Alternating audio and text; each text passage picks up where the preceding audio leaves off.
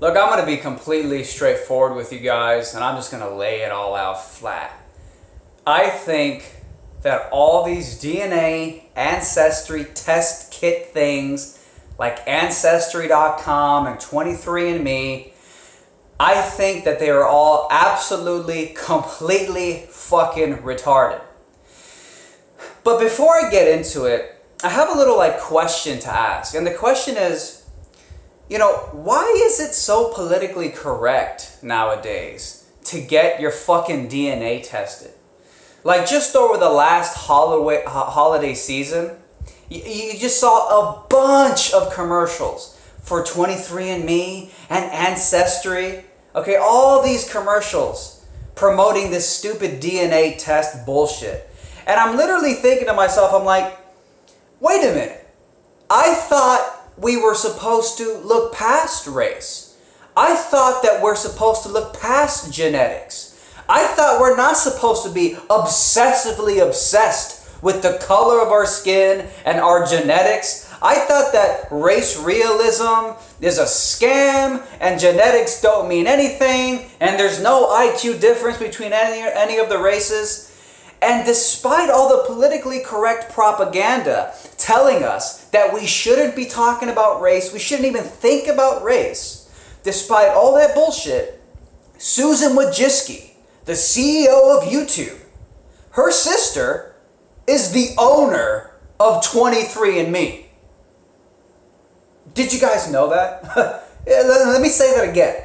So YouTube CEO Susan Wojcicki, her beloved sister, is the owner of 23andMe DNA ancestry testing company.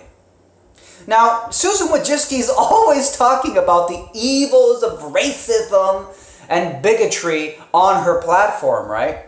That's all Susan Wojcicki talks about. She's worried about it. That's why the demonetization adpocalypse was happening. And yet at the same time, her very own sister, who, as far as I'm concerned, I saw Susan Wojcicki put a tweet out just the other day, saying, I'm so proud of what Susan Wojcicki put out a tweet saying, I'm so proud of my sister and her company, 23andMe.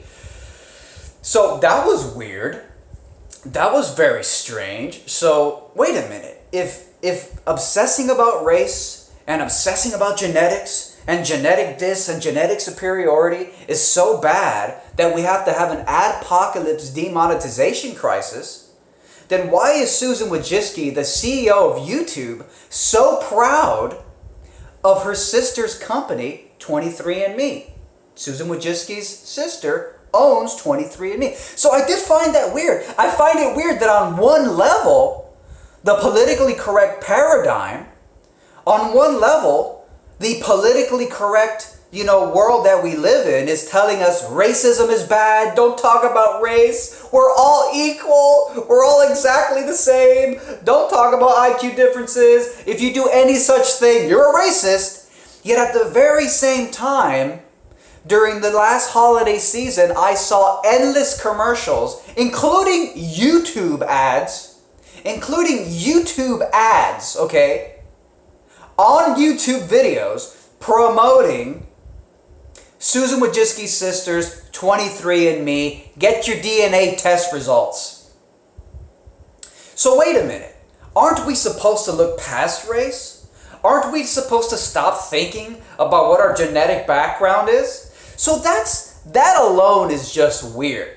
You guys got to ask yourselves, for those of you who are very obsessed with your genetics, and if you happen to be like a white identity type person who thinks that genetics matters so damn much, you have to be, especially those of you who are kind of hostile to the Jewish supremacist takeover theory. If you're worried about that, you really need to be asking yourself if you should be paying money to Susan Wojcicki's sister, who owns 23andMe, so that she can tell you what your genetic ancestry is.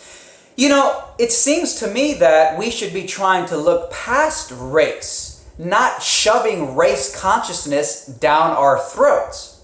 So especially if you're Jewish, if you understand the terrors of racism, if you understand that your people, if you're Jewish, if you understand that your people have a history of being oppressed, if you understand that your people have a history of being victims of racism and anti-Semitism, then why would you promote race consciousness? Why would you promote race obsessiveness onto the people with your 23andMe company? It's a little strange. We should be trying to look past race, right? Isn't that what the whole mantra has been for decades now? You know, judge a person by the content of their character, not by the color of their skin. Wasn't that the whole agreement here?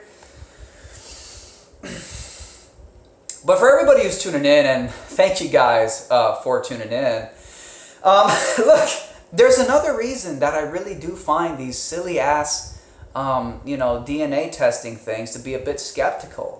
And another reason is why I don't give a fuck. Like, I'm not gonna try to get a sense of personal identity and empowerment and a sense of who I am and what I'm capable of because of, what my ancestors did. Like, to me, that's weird. Like, why would I look into ancient fucking history? All right, thank you, Jackal High, for the super chat. Why would I look back into ancient fucking history for a sense of who I am today and what I should be moving? Now, look, let's be real here.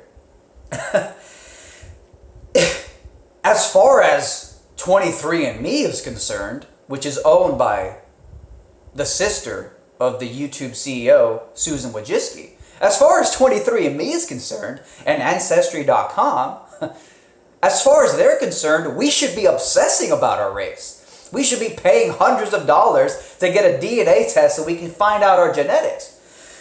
But, if there is legitimacy to the whole race conversation, if there is legitimacy to the theory that there are different races and that there are very distinguishing factors and traits between the races, ranging from IQ to, athletic ability to whatever the fuck it is, the way people act, behave, tribalism, hormones, etc.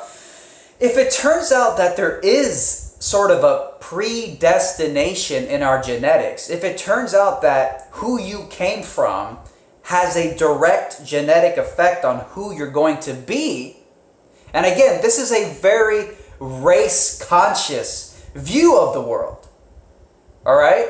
And a race-conscious view of the world is basically what 23andMe, which is owned by the CEO of YouTube's sister, Susan Wojcicki's sister, owns 23andMe, since they're pushing a very heavy race consciousness paradigm onto us, then maybe we should explore that a little bit. Let's say that there is a direct correlation between race, a direct correlation between our genetics and how we behave, then maybe I can be a little more sympathetic to all these DNA tests and people who want to find out what their genetic ancestry is and all that stuff.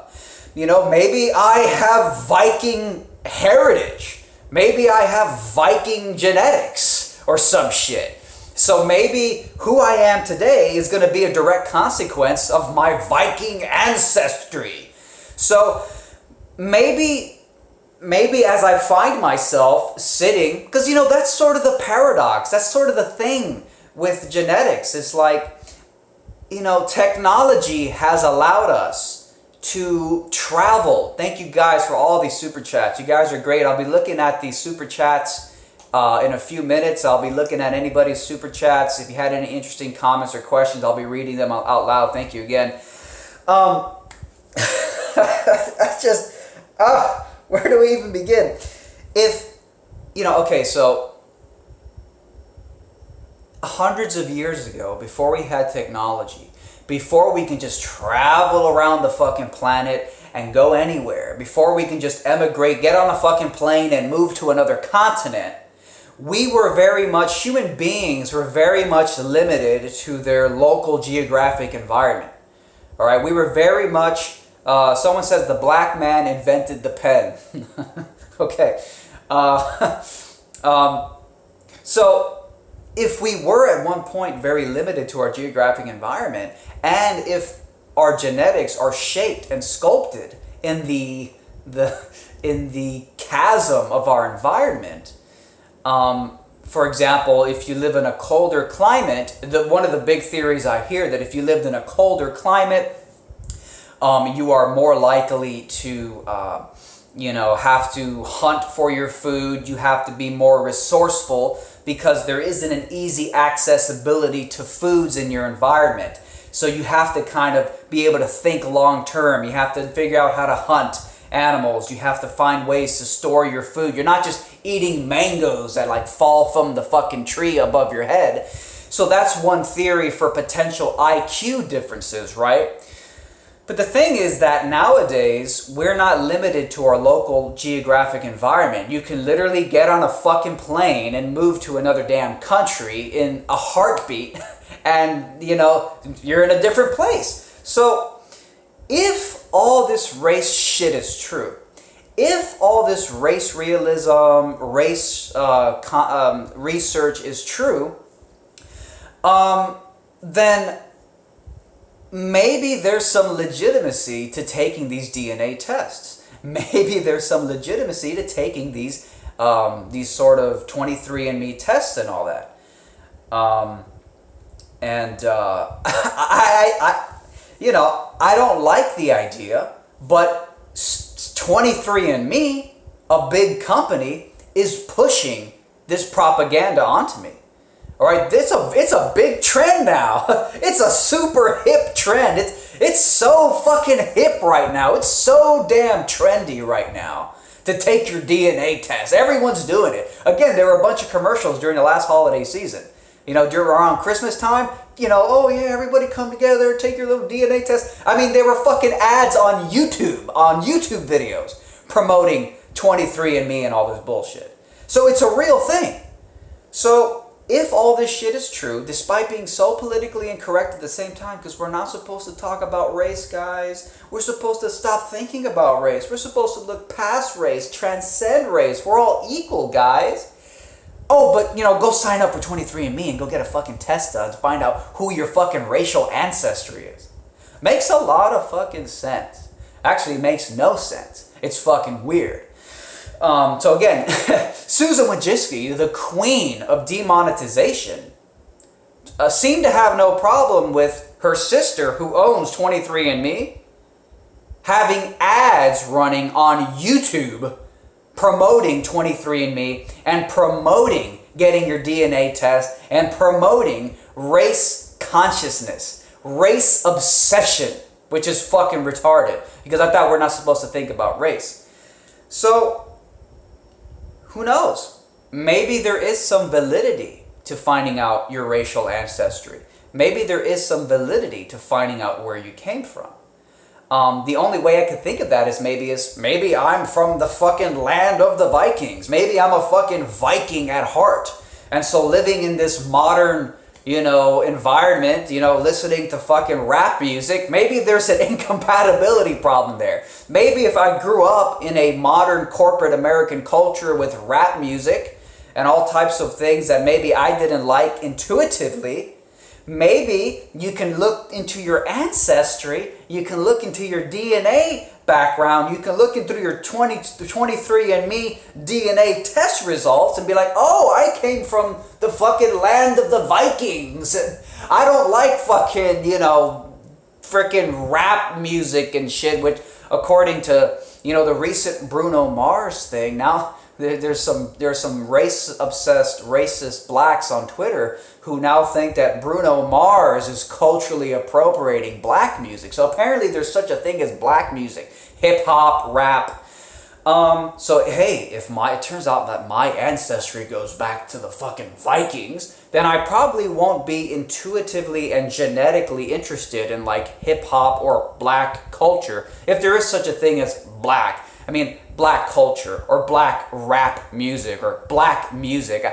Again, I was raised to look past race. I was raised to think we're all equal. There's no such thing as black music or white music. But apparently, if you listen to the crazy racist on Twitter, who think Bruno Mars is now a fucking racist, if you listen to them, apparently now, freaking there is such a thing as black music. There is such a thing as music that only black people are truly capable of excelling at and truly mastering.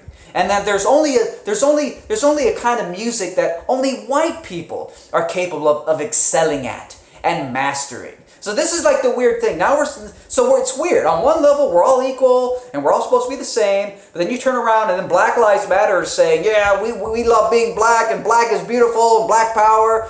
And then you look around and then there's Susan Wojcicki's sister who owns 23andMe paying for ads on YouTube telling you to go buy a DNA test so you become more race obsessed, more race conscious. So, I know I'm going on a crazy ramble here. Hey, someone says rap sucks. I want to talk about rap music real quick. I actually kind of liked a little bit of rap music, but I can't listen to like the truly moronic. It has to be like enlightened rap music. Like Immortal Technique is maybe the only kind of rap music I'll listen to. Or like Eminem. It just has to be like higher. It can't just be yeah, fucking shoot you up. And I don't even want to imitate it because it's so creepy.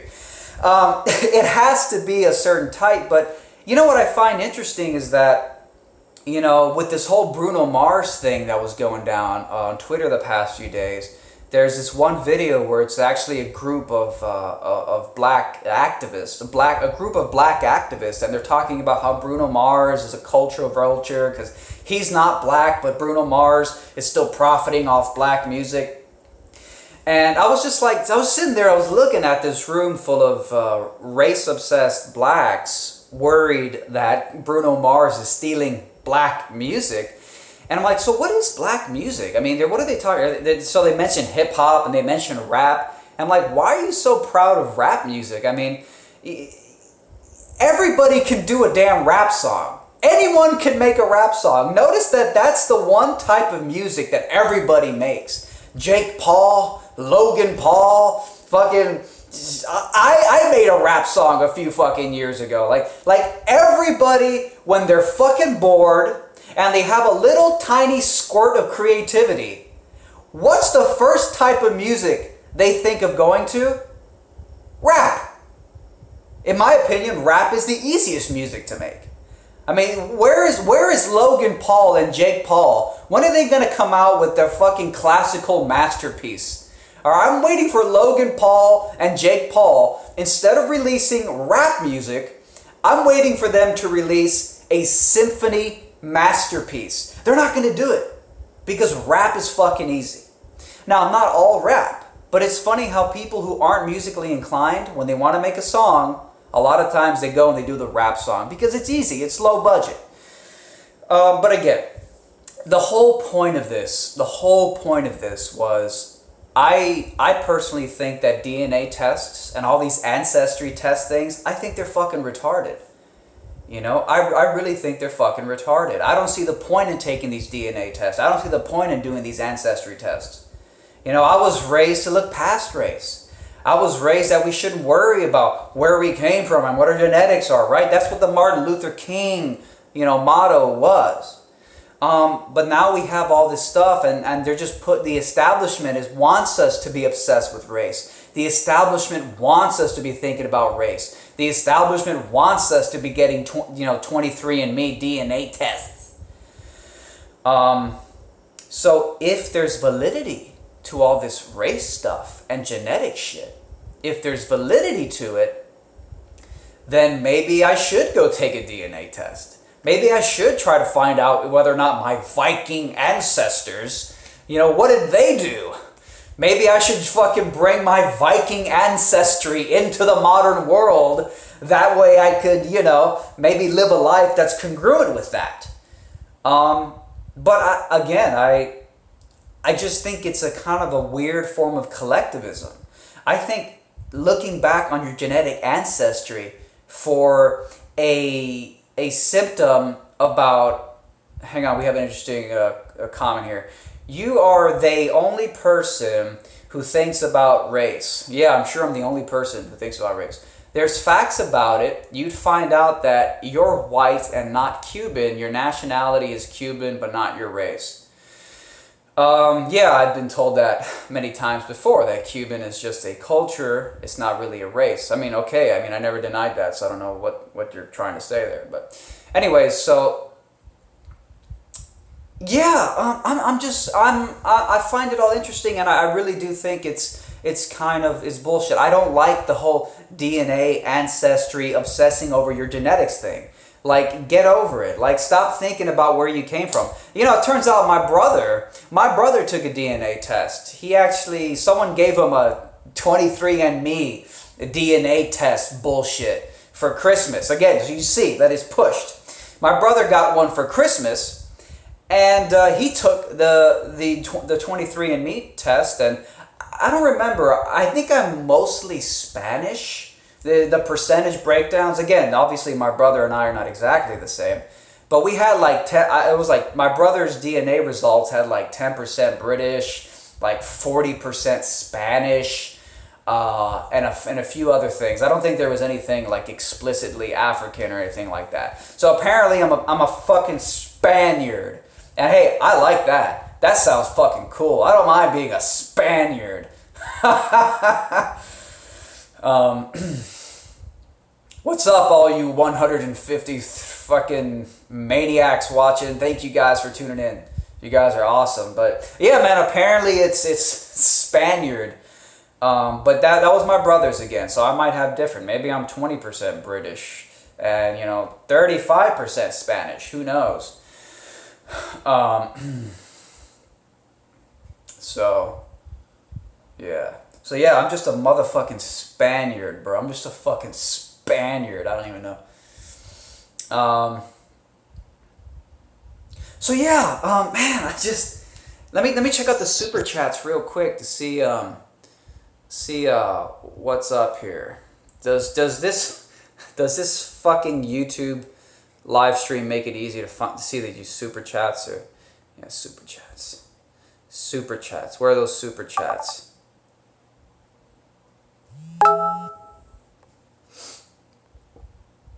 Someone says, scream in Spanish for me. ¿Qué palabras quiere? What words would you like me to say? Maricón, hijo de puta. All right, hang on. I'm trying to set the changes here. The super chat thing is not working. So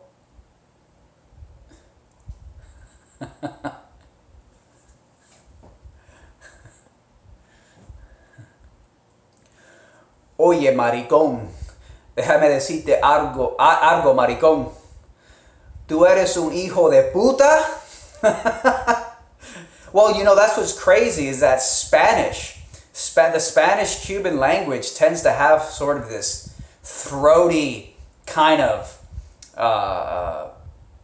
thing to it. I don't know where the hell it comes from. Someone says I'm 100% Scottish.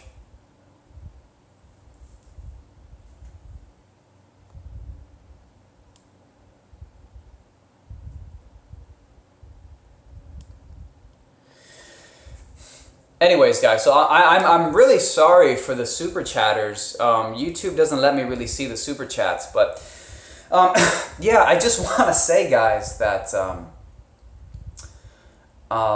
yeah. So my final thoughts really on DNA testing is that I think it's kind of stupid. I don't see the point in trying to get a sense, because that's the thing. Like, I feel like a lot of the whole DNA testing is to try to find a sense of purpose in your life today by looking into your past, which is a kind of interesting kind of collectivism, because you have to kind of collectively identify with people you don't even know, all right? And you're trying to like get some type of sense of superiority or some type of sense of identity to help you move forward in life. And I just don't know how that's ever going to help you. I just don't know how that's ever going to actually empower you. So I think it's weird. I don't know. I don't like the whole DNA testing thing. Be an individual. Be an individual. Like, look into the mirror, man. Look into the mirror, look at yourself, and set your own fucking destiny. Set your own path. I don't understand how you're going to get any type of sense of empowerment. If anything, you're just going to be enslaving yourself. You're just going to be enslaving yourself to some predestination back history. You're going to be, enslaving yourself to some predeterministic history, where now you have to only act in accordance with where you came from. And I don't know. It's crazy. But yeah, I mean, one guy writes, DNA tests can also reveal if you have certain disabilities and disorders. I mean, yeah, I get that. I'm not talking about the medical or health reasons why you might want to be, conscious of your genetics. I'm talking about the sort of personality, identity reasons for it. Trying to get a sense of identity, trying to find out who you are by looking into the past and then saying, well, if my genetics say this is it, then this must be how I can, how I should move forward. We got a super chat here that says we can change DNA starting now, create the future. Well, that's interesting, and I do think that's a big, important part of it. It's weird because what's going to happen evolutionarily moving forward? If in the past, one of the big theories is that our environment was a big part of what shaped our genetics, what shaped our DNA. So if hundreds of years ago, we didn't have technology. We couldn't get in a plane and fly halfway across the world. We couldn't do any of these things. We were basically stuck. Maybe you can get on a horse and try to gallop far, far away from where your tribesmen were. But you were pretty much stuck there. But, so the big theory is that that's what a lot of evolution was based on. A lot of evolution was based on our local environment. But if hundreds of years ago, who we are today was shaped by the limitations of mobility, the fact that we couldn't really move far from where we were born, what does that say and what does that mean for how we're going to evolve moving forward in this crazy, highly advanced technological era when we can get in a plane and fly halfway across the world and we can move here, we can spend the first 10 years of our life in a cold region and then spend the next 10 years in some hot country and then somewhere in between. What is human evolution going to look like when we are just constantly in this kind of hodgepodge melting pot of environments? It's going to be crazy. It's going to be weird. It's going to be weird looking forward how this works. It's going to be weird moving forward how we're going to actually be evolving. I really do wonder. Is there a way, what does human evolution look like when instead of being limited to like some fucking jungle, the whole 20 years of your short lifespan, our environment looks like a fucking room, like, the room that I'm in right now. And we spend most of our time in air-conditioned homes or sitting on an office desk inside of a cubicle. I mean, what is evolution going to look like when our environment, especially thanks largely to technology, has changed so radically in the past few years alone? What the hell is it going to look like? So I definitely think that's a big part of it.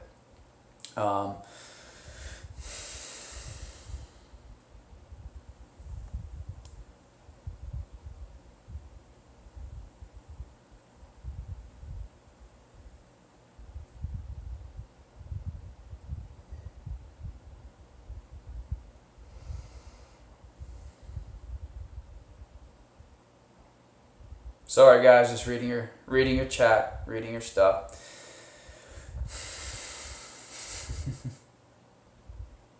Anyway, so look, guys, I mean, that's my opinion. I don't really have too much else to say.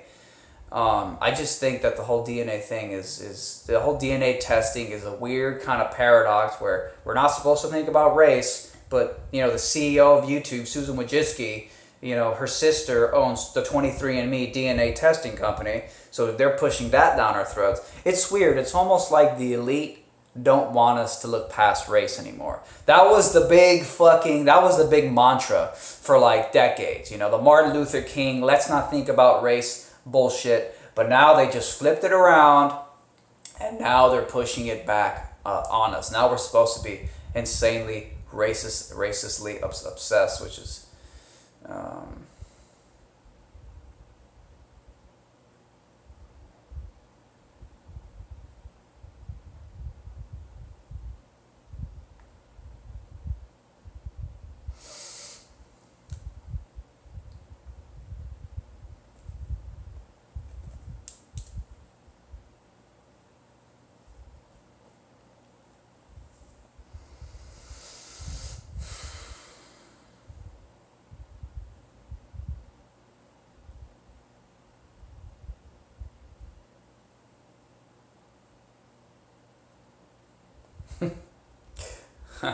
we need DNA testing for an ethno-state, though, I guess.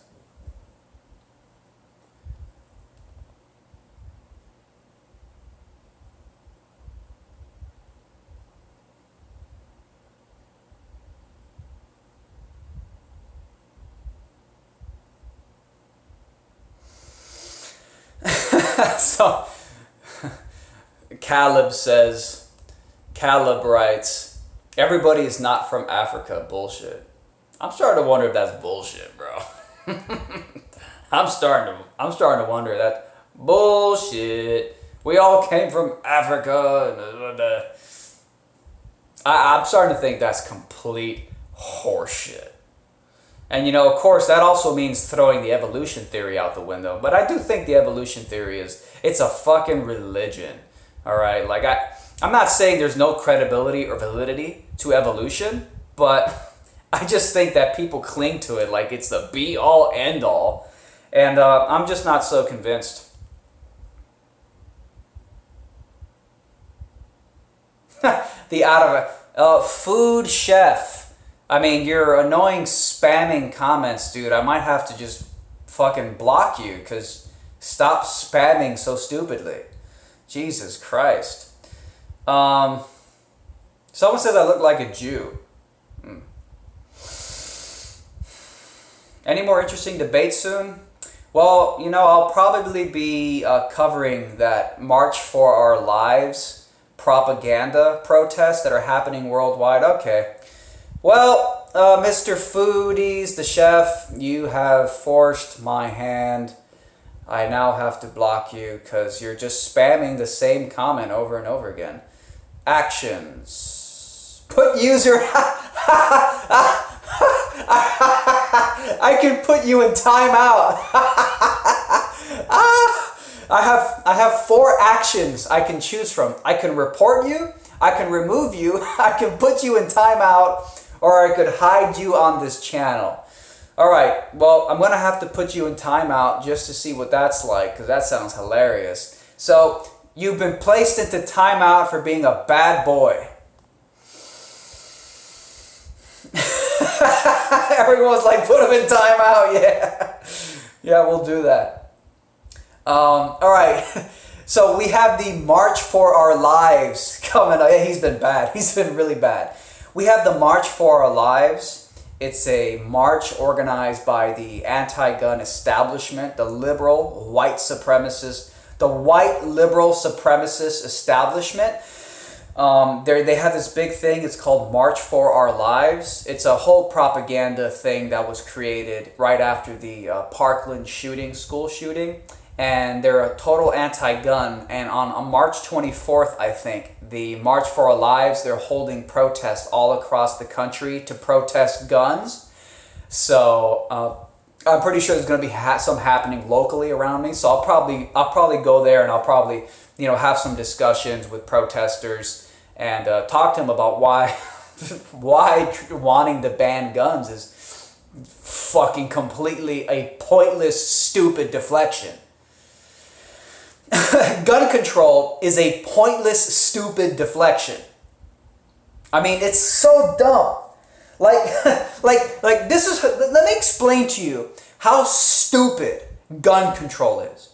Gun control, here's a good analogy. Wanting to ban guns after a school shooting is like, it's like you go to a restaurant and there's poisoning in the food. So there was some spoiled ingredient in the food and you got sick. And as a result, you demand to the government, because that food was spoiled and you got sick, you demand from the government that they ban clouds. That's how stupid gun control is. Gun control is so stupid. It's like, you might as well just say, yeah, well, we gotta ban fucking bunny rabbits because, my toilet got clogged. My toilet got clogged, so we have to ban bunny rabbits now. That's literally how completely irrelevant and completely pointless calling for a ban on guns is after a school shooting. And that's what's weird, is that because it's so completely like off the fucking fence and has nothing to do with the actual problem, you can't even debate a liberal on gun control. In truth, the only reasonable and justifiable response or reaction you should have to somebody who wants to ban guns, the only response you should have is, you're a fucking retard. That's the only justifiable response there should be to anybody who tells you they gotta ban guns after a school shooting. You're a fucking retard. Because it's not even worth responding to. It's so irrelevant. Like, it's literally like them saying, oh my God, there was a school shooting. I guess we gotta fucking, we have to form a council with UFOs now. Like, it's completely crazy. It literally has nothing to do with anything. It has nothing to do with the problem. It's not the damn guns. It's completely irrelevant. So the truth is, when they start saying, but what about the guns and what about the guns? Really, all you can say is, are you a crackhead? That's like saying we have to ban shoes because the shooter walked in wearing a pair of shoes. We gotta ban shoes. Or the shooter walked in there with a fucking, he had pockets. The shooter had pockets. So we gotta ban pockets now. Guns literally has nothing to do with it. It's completely not relevant. So you guys asked me if there'll be any more debates coming up, and that'll probably be the next one. I will be going to probably one of these March for Life protests. I'm going to ask people there, why are you guys doing this? Because it just doesn't make any sense. What's up, Mary? Someone says, what the fuck are you talking about? Guns are meant to kill, not shoes. It's literally completely irrelevant. Literally completely irrelevant. It's a literal deflection. It's a literal distraction. Focusing on inanimate objects takes away from the premeditation, the plotting, the scheming, the surveying, where you're going to do this evil, terrible act of violence. It doesn't take into account the fact that the school shooter has to decide what his weapon of choice is going to be, which just as easily could have been a pressure cooker bomb. You're not looking to ban pressure cookers, are you? And then you'll say, oh, but pressure cookers have uses other than, banning, or other than killing people. Well, again, what is the use in banning the inanimate objects? Seriously, what is the use in banning inanimate objects? The human brain can be used for good or bad, right? But the human brain is more to cause for school shootings than the fucking gun is. Are you going to ban brains now? Are you going to ban humans? It's the brain that picked the gun up. Okay, it's the brain that picked the gun up. So what do we ban here? And more importantly, isn't even gonna solve anything. Because if you ban the guns, they can just make a pressure cooker bomb. Hey, why the hell do you guys want to turn school shooters into school bombers? Serious question. Because, and I'm not talking to you specifically, the dude who commented. I mean, in general, people who want to ban guns. I mean, if you ban guns and you make it really hard, then the dude can just go get a pressure cooker, get a few nuts and bolts at the local hardware store, throw these nuts and bolts and nails inside of a pressure cooker, and then he can go to a school and do something absolutely terrible that I don't even want to talk about because it could be such a tragedy. And then now school shooters are just going to end up becoming school bombers, which might be more lethal. Can you imagine detonating like something like that in the middle of a school? Like, that can be really bad. That can be really bad. So again, school shooters will just become school bombers if you ban guns, which might actually make the problem worse. Well, yeah, exactly. Exactly, Icky. Just like Icky just said, exactly. We can 3D print guns now. It's completely irrelevant. Unless you have an ulterior motive and an ulterior agenda, because they say they want to ban guns because they want to save lives. They don't give a fuck. If you cared about the dead school kids, you'd be smart enough to know that the guns aren't the problem. You're going after the guns for an ulterior motive. That's why the gun control argument makes no sense. Because what they're arguing for is not the real reason that they want to take the guns. Now, if they just came out and said, oh yeah, well the reason we want to ban guns, the reason we're using school shootings and all these dead kids to take your guns, the reason we're doing that is because we don't like that you have the freedom to defend yourself. We don't like what guns represents. We don't like that it means that, you're not a fucking slave to the government. We don't like that, if someone's breaking into your house trying to hurt you, we don't like that you can just pull a gun out and defend yourself. We want you cowering in a corner underneath your table, calling 911, calling the government to come and save you. So if the gun grabbers were just honest about the real reason they want to take your guns, which is they want you to be a fucking slave, then their arguments would make total sense now, right? Imagine gun controllers, gun grabbers on CNN saying, yeah, well, the reason we want to ban guns is because we want you to be fucking slaves. Oh, well, then that makes perfect sense now. Now that makes perfect sense. Because if we don't have guns, then you're arbitrarily robbing us of the freedom to choose what we want to do with inanimate objects. Okay, because what greater testament to your respect for your citizens than giving them the freedom to make their own fucking choices? See, if you ban the inanimate objects, what you're also saying is that you don't respect citizens enough to use their brains properly, to not pick up a gun and accidentally shoot themselves in the foot, or to not pick up a gun and do some terrible, tragic mass shooting type stuff.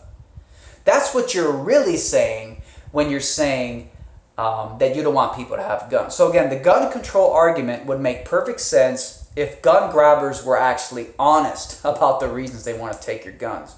And the reason they want to take your guns is because they want you to be a slave. That actually makes sense.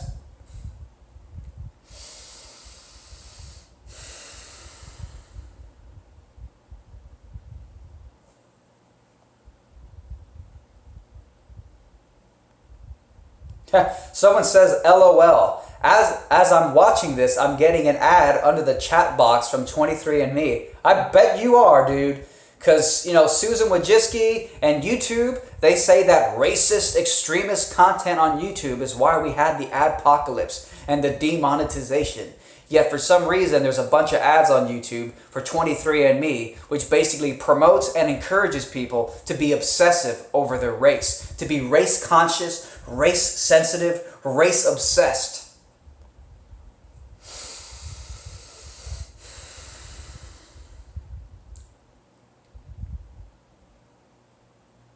Okay, Red Pill says, one commenter writes, okay, Red Pill, if guns aren't the problem, find the real problem and a real solution. Well, I mean, definitely, a big part of the problem is definitely crazy people, depressed people, miserable people, pessimistic people, nihilistic people, people who feel like life isn't worth living. And this kind of goes into my whole let's ban schools parody video I did a few weeks ago. Let's just ban schools. Because the average school is just a factory of misery. Schools are not there to empower you.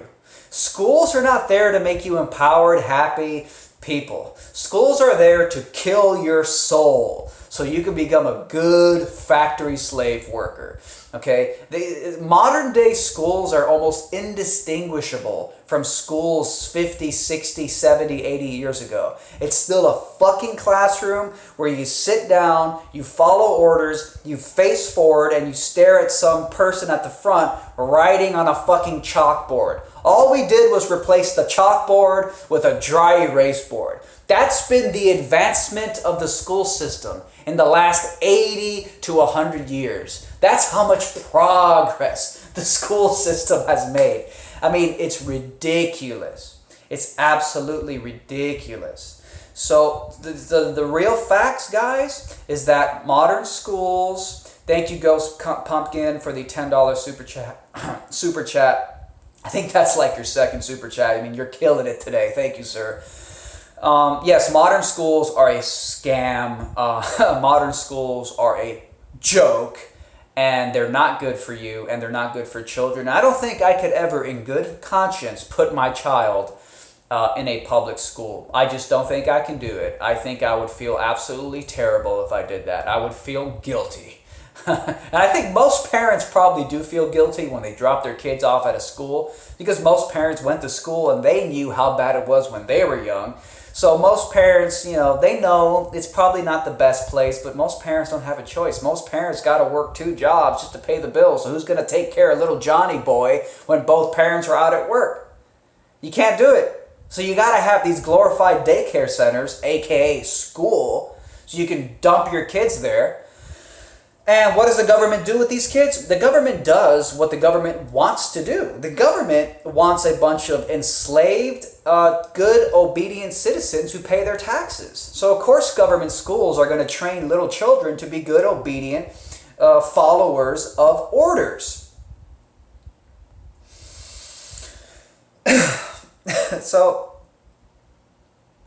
So yeah, school's a scam. But yeah, I mean, people think, oh, what, school's a scam?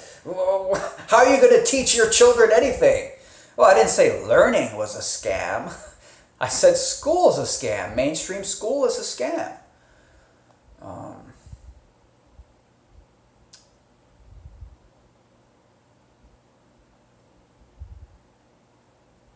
I don't remember where the hell I was going with that. I think I was going somewhere.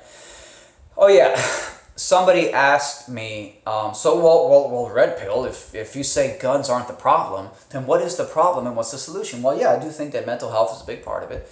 I do think it's interesting that a lot of these school shootings happen in schools. Well, obviously there's school shootings. What I mean is the mass shootings, a lot of them happen in schools. I don't think that's a coincidence. They're doing, from Columbine all the way up to today, they're doing it in schools for a reason. There's something about schools, and I don't necessarily, it's weird. How do you delve into the psychology of, these nihilistic, crazy, evil shooters who go into these schools and, execute these terrible tragedies? How do you analyze that person? People always try to find motives, and it's hard to tell. Even with the Las Vegas shooting, it's hard to tell what their actual motives are. But with a lot of these school shootings, who knows? Maybe part of the reason that these nihilistic, depressed, crazy assholes, these evil people, target schools is because maybe they're trying to send a sort of a signal to society. It's like, maybe if you loved your children more, you wouldn't be putting them in these places where they're all alone, where their mom or dad is not there to protect them, where they're being trained in negative ways, and maybe that's part of the reason that these crazy evil bastards are targeting schools. Maybe it has something to do with a greater, because a lot of them are nihilistic. A lot of these school shooters are nihilistic. They have a very depressed view of the world. So maybe that's a part of it. Maybe they just want to go attack the places where society tells us schools are happy, healthy places, yet apparently they're not happy and healthy enough to protect our children. And what's crazy is that, and this is something that one of the fathers of one of the victims who died in the Parkland shooting a few weeks ago, one of the fathers, he's actually a Trump supporter, and he was at the White House, and he said something that was really crazy. This father of a girl who died at the Parkland shooting, he said that after 9/11, you know, we got our shit together. After 9/11, you know, we passed laws immediately, and we were, you know, you can't even bring a little bottle bigger than 4 ounces or whatever it is onto a plane, and we have metal detectors and the TSA. We put all these security measures in place to keep people safe after 9/11. And again, these are the words of the father of one of the girls who died in the Parkland school shooting. And he was telling this to Trump at the White House. And then he says, so we got all these things in place after 9/11 at the airports. But despite all these school shootings, these mass murder shootings at schools that have been happening for decades, we still don't even care enough to do anything about the schools.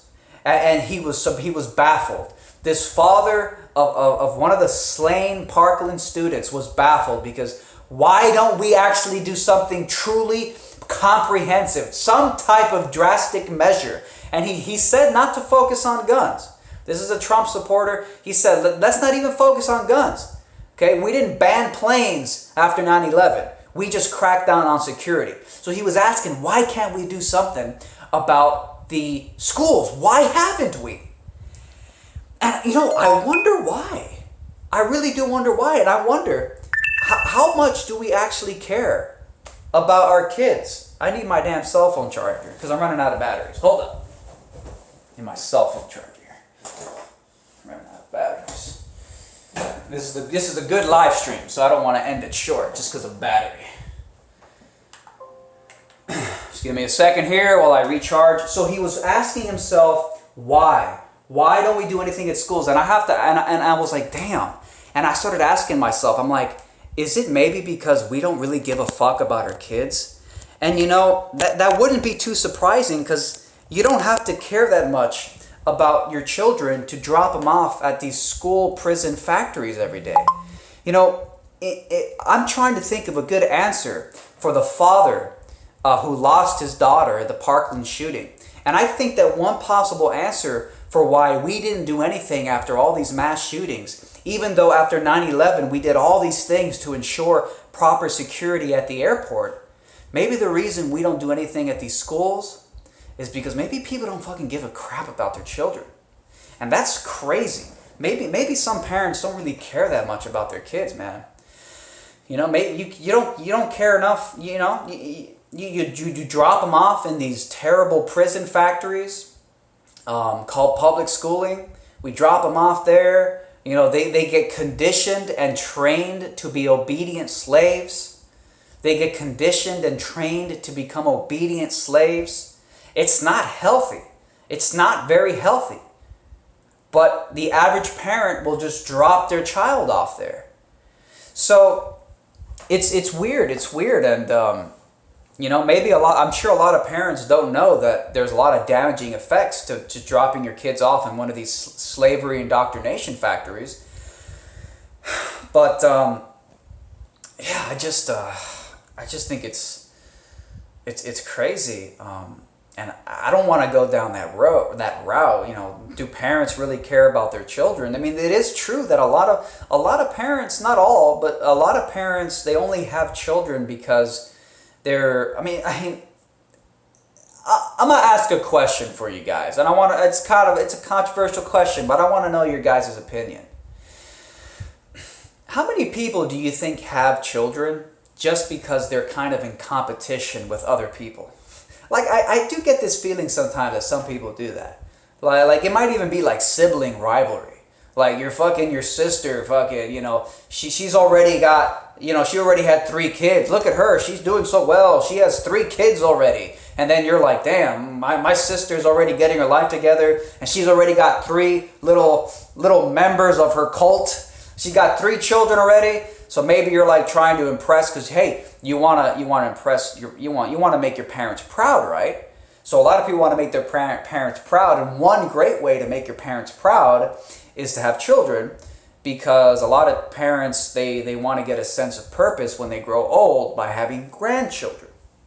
So maybe you're like, damn, my sister already has 3 kids. Well, you know what? I'm going to go have 5 kids. No, don't get me wrong. I'm not saying having kids is bad. I'm questioning, why do some people have kids? I'm not saying there's anything wrong with having children. That's obviously a beautiful thing.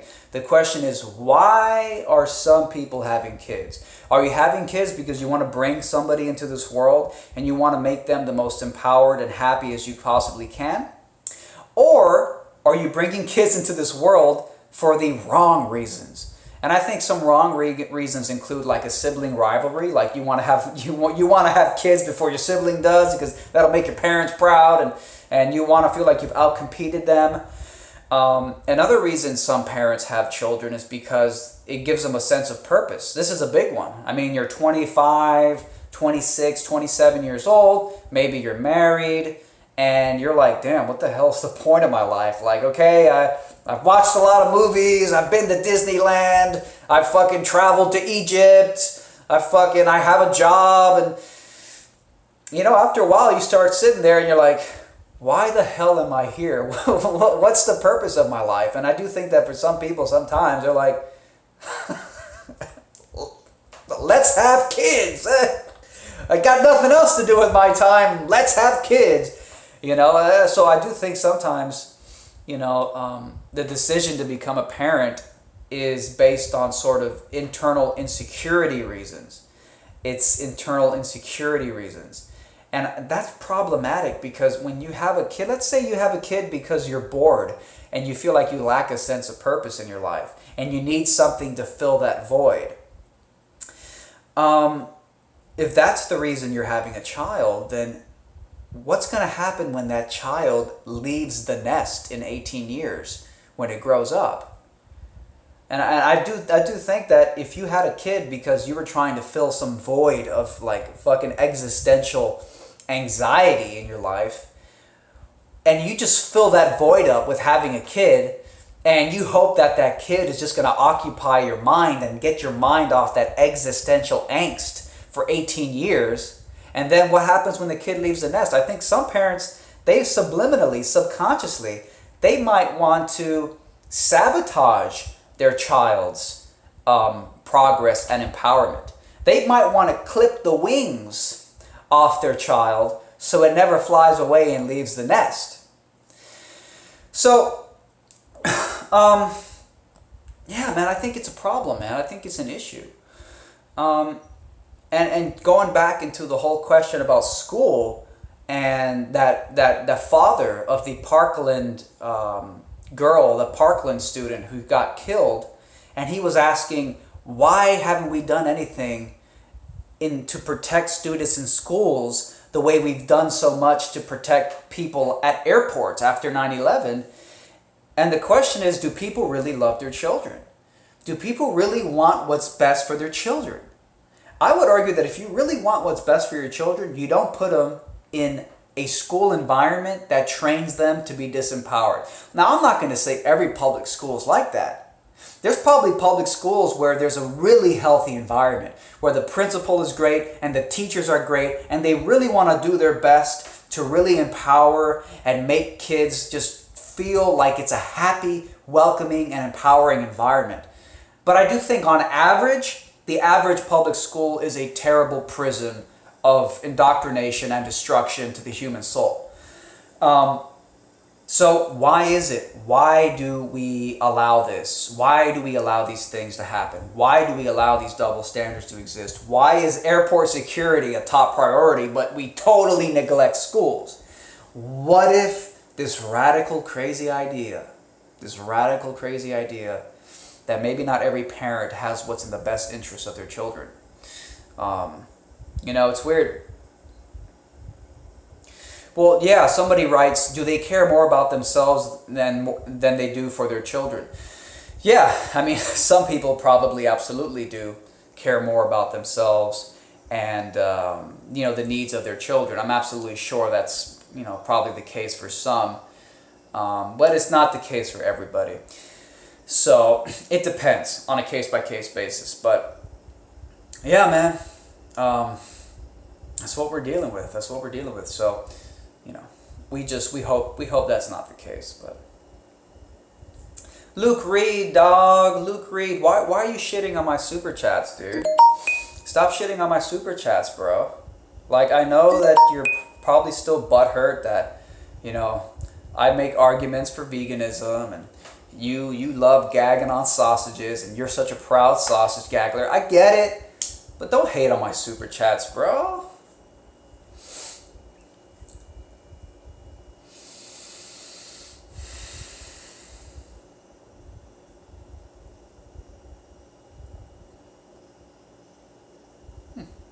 Interesting. Sorry, I'm back. Fabian asks, so what's the point of all this?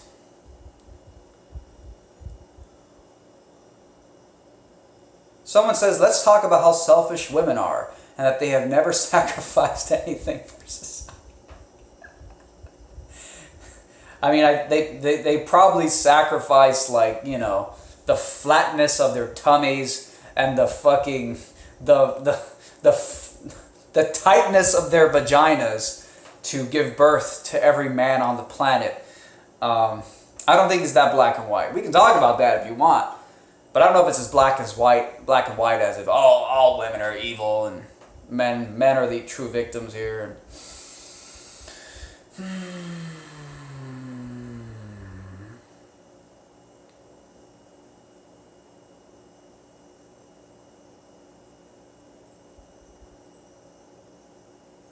So we have Mr. Timothy Carney Richardson wants to get thrown into timeout for endless spammy content. You, sir, are now in timeout.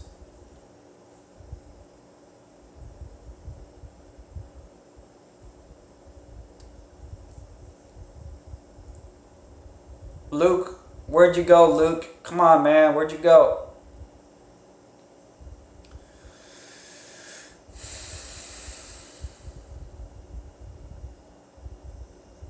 Hey, I actually talked about DNA Ancestry for like fucking 5 months. Well, not 5 months, but like 5 hours at the start of this.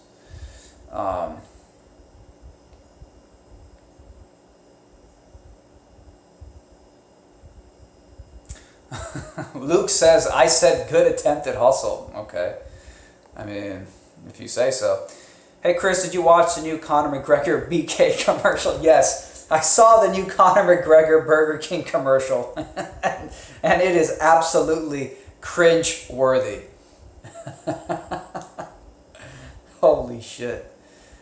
All right, Mr. Meat Spin, Food the Chef. I don't know, guys. Should I put Foodies the Chef? I mean, I already put him on timeout like 10, 15 minutes ago. And then apparently he's back out of timeout now and he's just doing it again. Should I just remove him completely? Like, you obviously just want to get fucking removed. So I'm going to have to do it, unfortunately.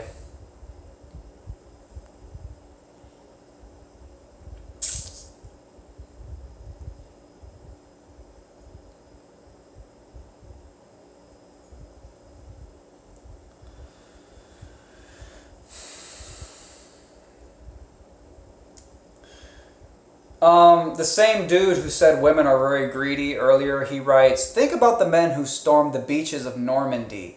They knew they were going to die and still they did it. Name anything women have ever done for society that compares. Oh shit, dude. Alright. Hey, let's do it. Name anything women have ever done for society that compares. I mean, first of all, some women have risked their lives to save people, right? Like, that does happen, right? Okay, it may not happen on the scale that men do it, but that's probably because men on average are just more fit. You know, if you have another country that wants to go to war with you, they're going to send the most fit, committed, testosterone raging people onto the battlefield. So that means that you better send your best on the battlefield too. So I don't even know if it's because women are just greedy and they don't want to die. It's just that you're going to send your best onto the battlefield. You're going to send your fucking gladiators. You're not going to send a bunch of fucking women on their period, you know, daintily running down the battlefield into death. So is that because women just said, fuck you, we're just going to stay home while you guys die?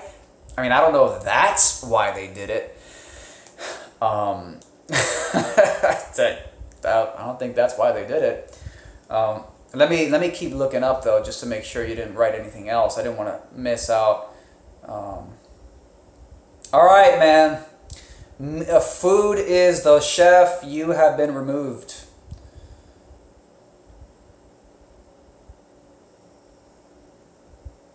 Mr. Will writes, exceptions do not make the rules. Well, that's a good point, isn't it? But again, why is it that women do not go into war and die? Is it because they're just a bunch of greedy, hypergamous women who don't want to be on the battlefield? Or is it because you're only going to send to war your most apt and able-bodied individuals, i.e. the men?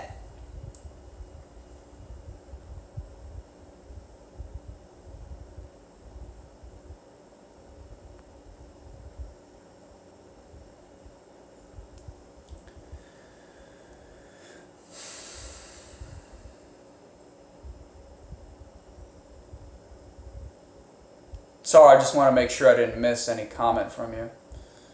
I don't think I did. Okay. He says, Will, you say your argument is lost, Chris, because the military has opened up combat roles to women. But again, women on average are not going to be as strong, as testosterone raging. Some people even say like hand-eye coordination, fucking bone structure. They're not going to be, genetically speaking, women are just not going to be the most able-bodied people for going to war. And number two, you say that the military has opened up combat roles to women. Well, yeah, they have, but that's very recent. I mean, that's super recent. So I don't think it's fair to say that just because the military recently allowed women, there's going to be decades of cultural biases and baggage before it becomes normal for women to just, you know, imagine like fucking the average first grade girl. What do you want to be when you grow up, little Sally? And then she says, I want to go, you know, join the military. I want to be in the army. Like, how it's going to take a while for that to become sort of a normal thing. But I still think it's a problem because genetically, women on average are just not going to be as able-bodied for the battlefield as men are. So even if, for politically correct reasons, the American military lets women join the military, they're not going to be put at the front of the fucking battlefield. They're not going to be put at the front of the line. They're just not going to be, because they're not going to be the best warriors. So I just think that there's going to be, it's just, yeah, I'm not convinced on that yet. But let me see if you've said anything else, Will.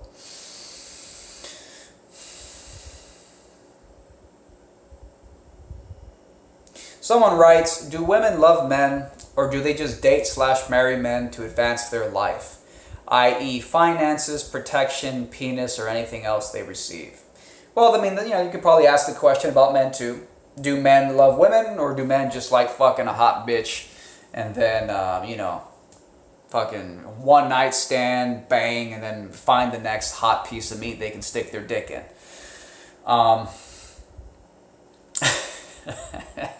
This is a very extensive conversation, and I know that some people get kind of angry about it, but let me see if Mr. Will has said anything else. Someone says you're starting to look a little yellowish. You need to start eating meat again, dude. I mean, you can go back as far back in my videos. I guarantee you that when I used to eat meat years ago, I didn't look any different. Will has said, Chris, your argument was that in war, you are going to send your gladiators. Now you are saying that it is too new. What? I don't get it. Yes, in war, you want to send the best of the best. So that's probably why, historically, we didn't send a woman on her period to go fight the other tribe. We sent the big, strong dudes. And then you say, but now you're saying that it is too new. What does that have to do with anything? I don't get it.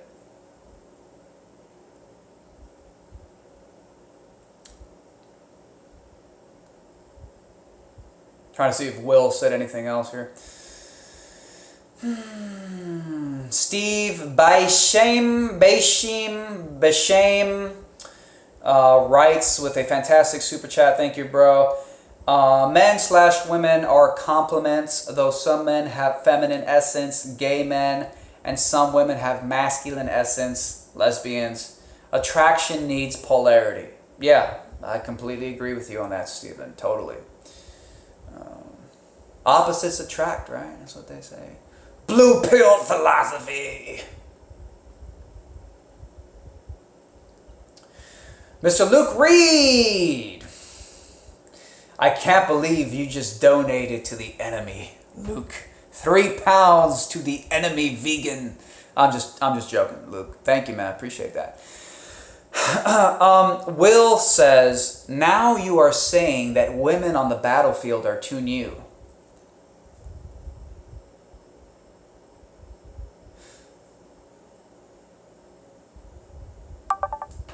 What? I still don't get it. Now you are saying that women on the battlefield are too new. I mean, yeah, my point was that my point on women being on the battlefield being too new. My point about that was that God damn it, don't make me lose my train of thought here. Okay, my point about women on the damn battlefield being too new. See, I don't want to go blank now. Sometimes when you overthink it, then you fucking lose it. And the more you try to find it, the more you fucking lose it. I'm not going to try now because I fucking forgot it. Thank you. All right, I'm going to try it one more time. The reason I said that women on the battlefield are too new, what I was referring to was whether or not, or rather, why don't we see more women in military? Why don't we see more women in military since in the last few years, the American military at least, has allowed women to join the military? So my argument was the reason you don't see so many more women joining, maybe that's because it's totally a new thing. It's totally a new thing, and it's different, and it's not, there's still a lot of baggage. A lot of women still want to be traditional. A lot of women still just want to fucking marry a dude and have his kids. I mean, and that is a fact that women are giving birth to every single man on the planet. And when you're fucking pregnant and you're giving birth and then you're going to raise the kid, you're not in a position to be out on the battlefield, bro. You're not in a position to be out on a fucking battlefield. So, I guess my point is, and honestly, even if, let's say we waited 50 years from now, and the military has been opened up to women for 50 whole years, the fact that you're the only gender that can give birth to humans, a lot of women aren't going to join just because they're going to be too busy getting pregnant, walking around with bellies with kids. I mean, unless you're saying that, they can have a kid, be pregnant for 9 months, and then when they're done giving birth, then they could get on the fucking battlefield. Go to war, bitch. I don't know. I don't know. But honestly, that's just one speck of what we were talking about. So, I mean, your overall argument, Will, is that women don't sacrifice things the way men do, like men fighting and dying in war. I mean, I don't know. It's just someone's got to fight the fucking wars. Like, let's say we don't have any more wars. How about that? let's say there's no more wars. Let's say in 50 years, technology has advanced so much that we're doing so fine there's so much prosperity that nobody has to steal, nobody has to go to war. You can 3D print everything you need, food, water, resources. You can just 3D print everything in your own house because technology has advanced so much. There's no more need for fucking warfare. So if there's no more warfare, are you arguing that, let's say, there's still the occasional house fire? Fucking house burns down and your kids are trapped inside. Are you saying that women won't run into a burning building to save their own child as often as a man would run into the burning building to save their own child? But now here's the problem. Who do you want to send into the burning building to save the child? Do you want to send some petite woman who might have high heels on at the time, who might be on her period and has terrible fucking cramps? Do you want to send with, fucking different bone structure that makes her weak and not as capable of lifting heavy things as men are on average genetically? Who do you want to send into the burning building? I would want to send in the fucking strong man who can fucking go in there and execute things on average, maybe better than some women can. So, do women sacrifice themselves as much as men do? Maybe not, but maybe women are more dainty on average, genetically, at a base level. I don't know. Let me see what else Will has said. I know there's a big backlog of comments.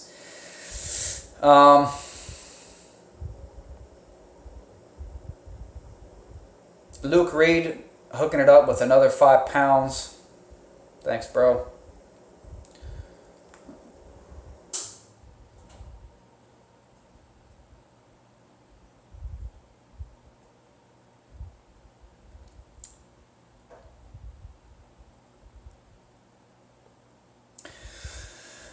Will writes, that contradicts your statement that in war you send your gladiators. Women are not gladiators.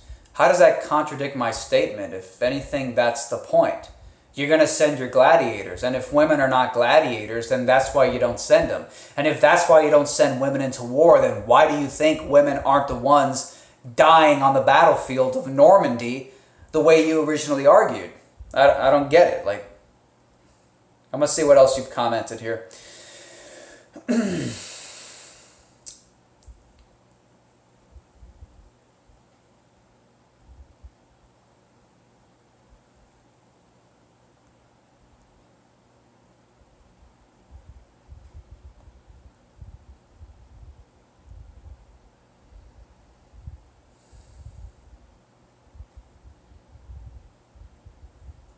Just looking for Will.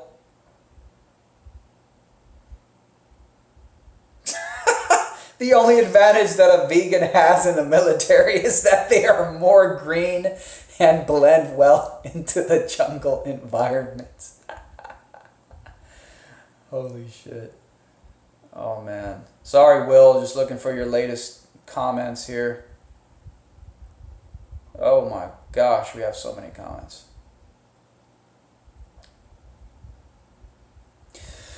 Will says, I am only saying that women have all the benefits of society and none of the responsibility.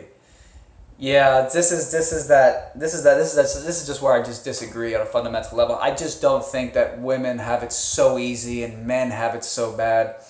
If men have it bad, it's because men, for example, in the case of you don't think there's downsides to being the weaker gender? You don't think there's downsides to that? Women have no choice but to basically do what men say. Look, you think women wanted to be feminists? Do you think women wanted feminism? There's this thing that Gavin McInnes, I believe it was him, he said once. He's like, yeah, back before women had the right to vote, they were completely just happy, at home cooking fucking lasagna for their husband and chilling in the air conditioning and chilling at home all day, waiting for their husband to get home from work and then just pound her, give her a nice good pounding. And then she gets up, she makes dinner. And Gavin McInnes says women were probably just completely happy without even having the fucking right to vote. But then like male feminists came along and said, hey, you're oppressed. You're oppressed sitting in this kitchen in the air conditioning, chilling at home all day. Don't you want a right to vote? And at first they were probably like, no, I'm just making lasagna and I serve my husband and he goes out and he conquers the world and he does everything and it's all fine and dandy. So I don't even think women gave a fuck about feminism and women's rights. I don't even think they give a shit. It's probably male feminists that came along. Behind every female feminist is a male feminist. That's really what I believe. I really do believe that men run the goddamn show. Men set the standards, men set the trends, and for the most part, women are just conformists. They just jump along for the fucking ride. So, it's kind of like this thing with great responsibility. With great talent comes great responsibility. Maybe, if you're the person who's the stronger, more assertive person, and you're the one who's willing to take the charge and be the leader, then, there are perks to that. The world revolves around fucking you. But if you're a woman and you can't compete, just imagine in a very basic, primitive jungle environment. You got some dude, fucking roided up on testosterone, and you got a little dainty female. She can't compete. In the wild, rape is normal. The big fucking lion pounces on the female, and she's kind of helpless to say no. So I think historically, evolutionarily, women have always just been subject to whatever the men in that environment decided. And feminism is a male fucking construct. Women just take feminism because we allow it. Feminism is spoon-fed to women in these colleges. It's a lot of times women don't even know what they want, bro. Women don't even know what they want, man. Women think they want to be empowered. Women think they want to be independent, empowered. I don't need no man. They're just parroting what they've been taught. But do their actions, are they consistent with their words? So women claim that they don't like misogynistic men. They don't like men who treat them and subjugate them. Women, they claim that they want to be feministic. Yet they flock to the theaters to watch 50 Shades of Grey. So what the fuck is going on? What the hell's going on there? Women don't want to be empowered, on average, I would say. They don't mind if a man takes the charge and benefits her and looks after her. They don't mind it. But we live in a world right now where feminism is very popular. It's a globalist propaganda, divide and conquer strategy, and it's being force-fed onto people through the media, through the universities. So I just, I think that, fundamentally men and women are different. And because men and women are different, each of us are going to experience the world in a different way. And I wouldn't say that, women, they get a free pass and they just sit back, and in a way they kind of do, but that's because men run the goddamn show. Men run the goddamn show. So,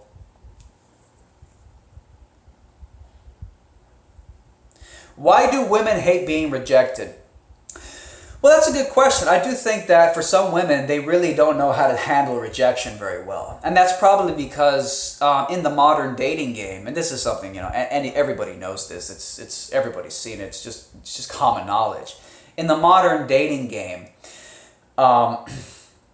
everybody is Men and women, there's pros and cons. And in the dating game, usually men are expected to have the active role.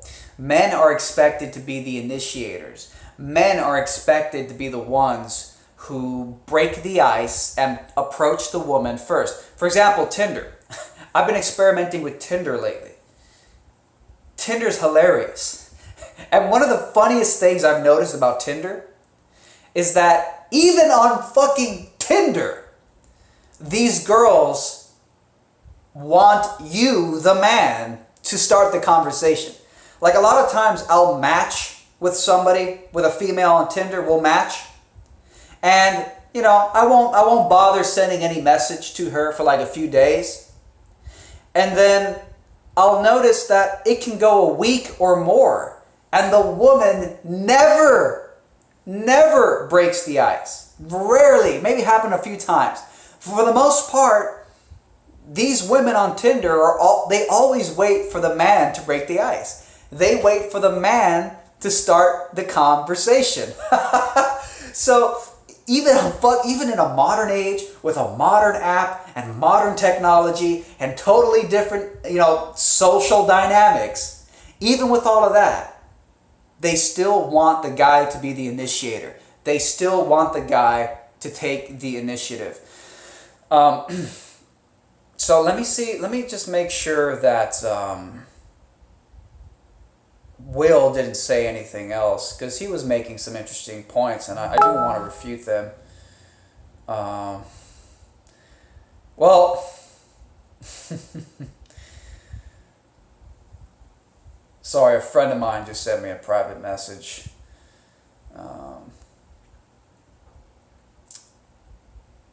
Just want to make sure Will didn't say anything else. Wait. Will writes, I agree with you, but I only brought this up because of the fact that all of the school shooters have come from single women homes. That is something that needs corrected. That's interesting. Well, I mean, maybe that shows you that the fucking, that shows you the importance of having an actual male authority figure. But is that women's fault? I mean, you can get into that argument about who's responsible.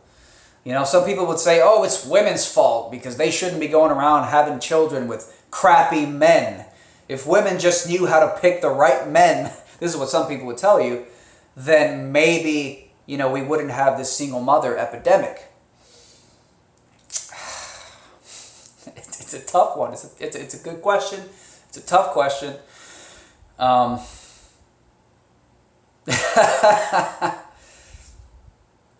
Hey, man. I think some of the blame probably does fall on the shoulders of these shitbag men who choose not to be fathers. Some of these shitbag men who choose not to stay there and be fathers. I mean, I think, should women use discretion and not fuck garbage men? Yes. But a lot of times, these garbage men who just dump their seed in 1,000 women and don't even give a fuck to take care of their own sons when they grow up, a lot of those men are on a goddamn rampage, all right? Like, they're crazy, rampaging psychos who will probably end up dead at the age of 30 in a ditch because they're just so out of control. But again, going back to what I said earlier, if men run the show, if men have historically, evolutionarily always been the leaders, then women are kind of just being sucked into this whirlwind of male intention, male energy, men doing things and acting and asserting themselves. And so I agree, man. Everyone has to, I think women should be responsible and men should be responsible. But also, if you're angry about these situations, about these pump and dump psychos going on rampages, and you're not even caring enough about their children, then you definitely got to stand up and do something about it, because you can't just blame women and get angry at women for it. I mean, someone's got to do something about these rampaging buffoons who are just planting their seed everywhere You know, and who's going to do something? What do you think? A woman's going to, you want a woman to stand up to these rampaging buffoons? You know, having, 30 kids with 30 different women and not even caring enough to raise the kid and let the kid know that someone loves them so the damn kid doesn't grow up to be a damn school shooter. The women are not going to stand up to these dudes. So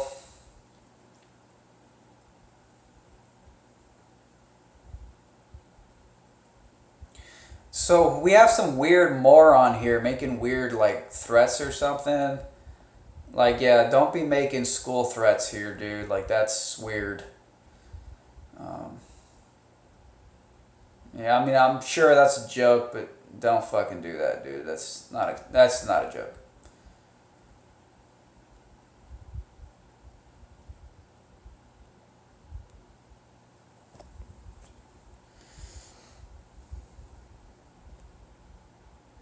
All right.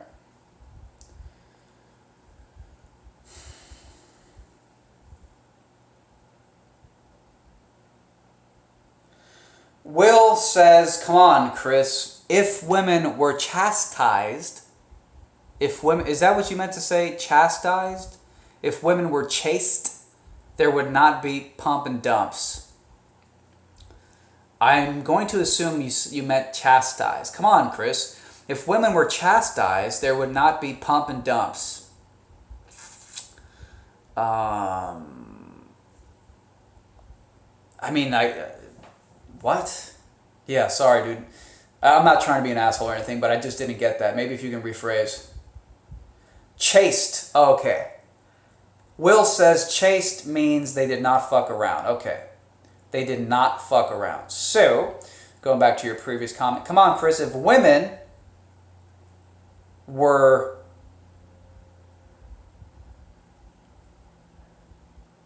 So you're saying that if women were not fucking around... Yeah. I mean, if women were fucking around, there wouldn't be pump and dumps. But again, should all the responsibility fall on the shoulders of women? Like, okay, fine. If you think women shouldn't sleep around with trash men, then what's your opinion on the trash men? What's your opinion on the trash men, Will? I'd like to know that. What's the prescription for them? What needs to be done about those dudes?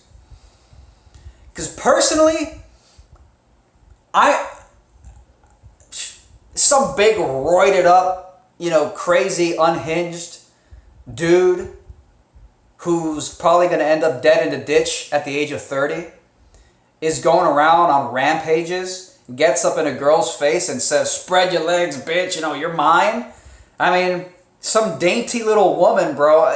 Honestly, I wouldn't even blame her because she's probably just terrified of the fucking dude. Like, yeah, don't kill me. I'll spread my legs. So, I mean, let's see. So Will says yes, especially since it is all up to the women if she wants to abort the child.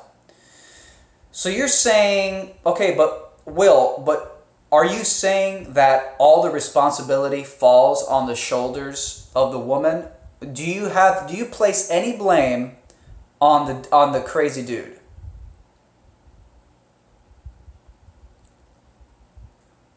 That's my question. First question though, Will, do you place any blame on the crazy men? Okay, so you do place some blame on the crazy men. What do you think should be done about those men? These men who just want to drop their seed in any woman and never even stick around to take care of the child. What do you think? What should be done about those guys?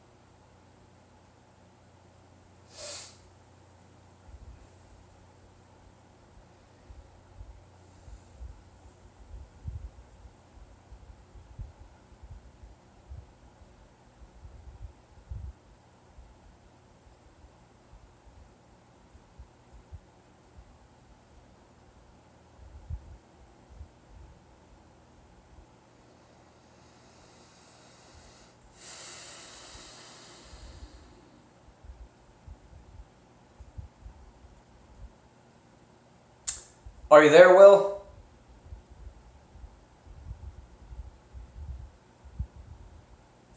I haven't heard anything else from Will. I'm not sure if he's there or not. All right, well, let me just say then, yeah, I mean, I don't know. I just think,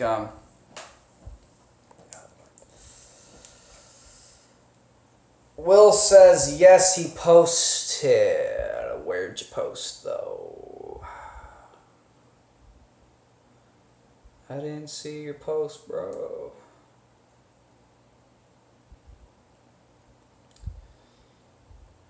Chris, we are not talking about rape.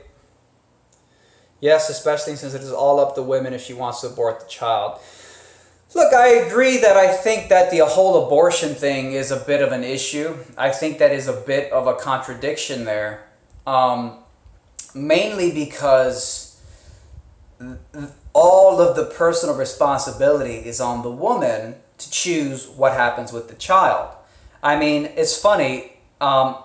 These pro-abortion women like to shout, "My body, my choice," but how about "my sperm, my choice"?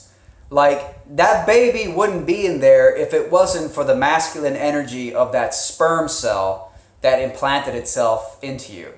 And if you go back and you watch one of my earlier videos called The Most Politically Incorrect Video on Gender I've Ever Made, and in that video, you take a look at it and you see that I talk about masculine energy and feminine energy, and how masculine energy kind of represents more the one or the on button, versus women, feminine energy, which in my opinion represents the O or the off energy. My body, my choice, they say, hence I should abort my kid. But how about my sperm, my choice? Because the baby wouldn't exist if it wasn't a part of me.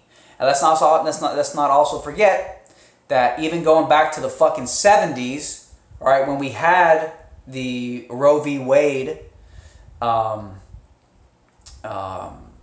ruling in America, where abortion was basically made legal and allowed in this country.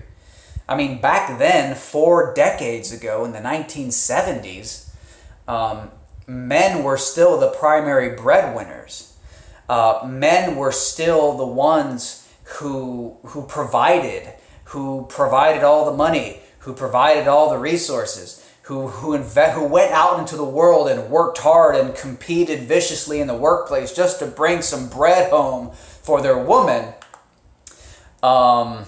Just give me 1 second here. So back in those days, not only was it the man's sperm inside of you. You want to talk about my body, my choice. How about my sperm, my choice? But it was also the man who was working hard to provide for the woman and keep her sustained, and especially back then in the 70s. So it's not so it's the baby might be inside of your belly, but the baby wouldn't exist if it wasn't for the man's sperm, which is inside of you, and the man's energy, plus the man's energy of his labor, which he then uses to help support the woman. So the man and the woman are very intimately involved. So I don't think it should I don't think this my body, my choice shit makes any sense. So I agree with you that is a bit of a double standard. And that's something that has to be worked out.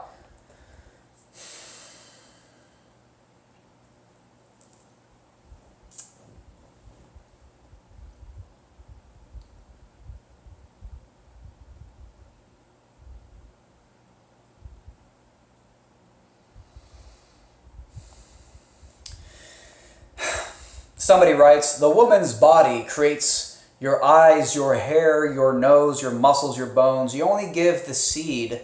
Once you spill it inside, it is no longer in your control. Yeah, but in all fairness, it's not like the woman has to consciously fucking put in effort to create the baby in her body. It's literally and involuntarily.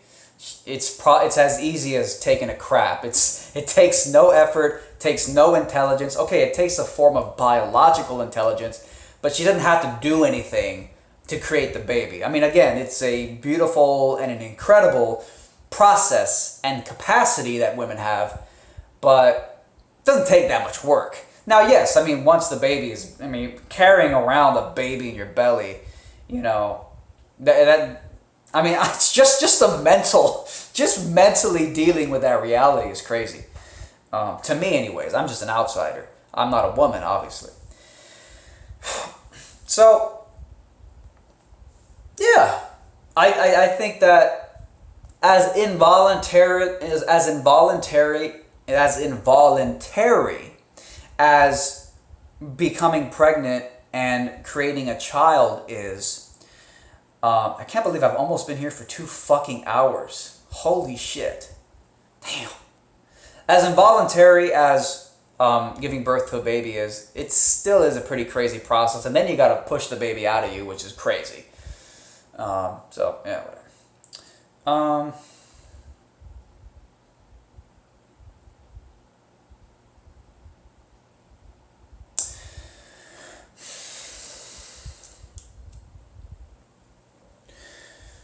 Anyways, I want to thank you guys for tuning in.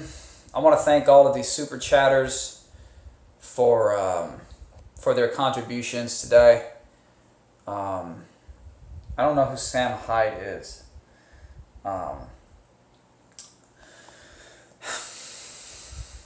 Yeah, thank you guys for tuning in.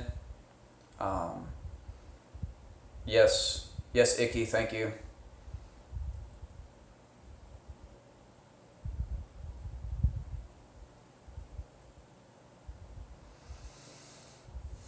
Yeah, thank you guys. Thank you, Mr. Libzerdy.